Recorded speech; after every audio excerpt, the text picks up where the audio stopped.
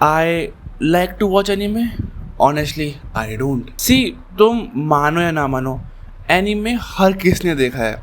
Doraemon, Ninja हथौड़ी, Shinchan. हाँ, ये एनीमे ही है. तो अब एनीमे को इतनी हेट क्यों मिलती है?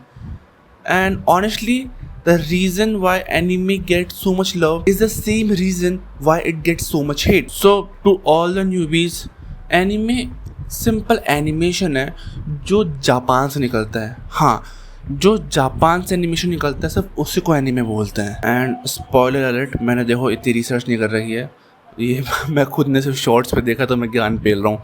That's it.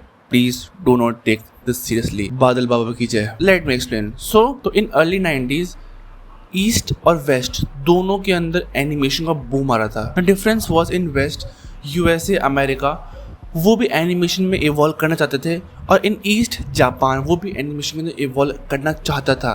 But the main difference was budget.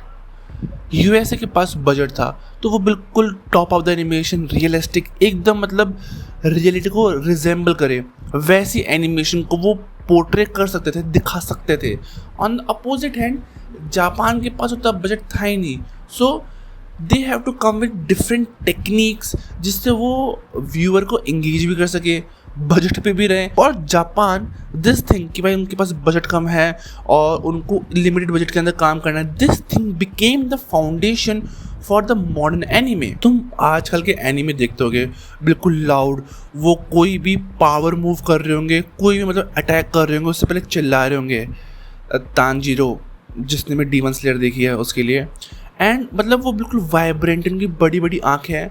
Because ये जो टेक्निक्स थी ये पहले अर्ली 90s से बनाई थी क्योंकि दिस टेक्निक वो useful to engage the audience and audience को अट्रैक्ट कर सके.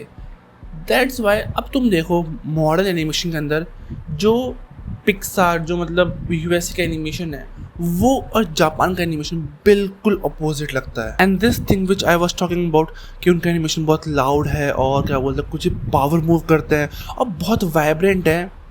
This thing eventually work out. तुम खुद देख लो अभी जो हाईएस्ट ग्रॉसिंग एनिमे फिल्म है डीमन स्लेयर वो यूएसए की फिल्म्स को टक्कर दे रही है भाई.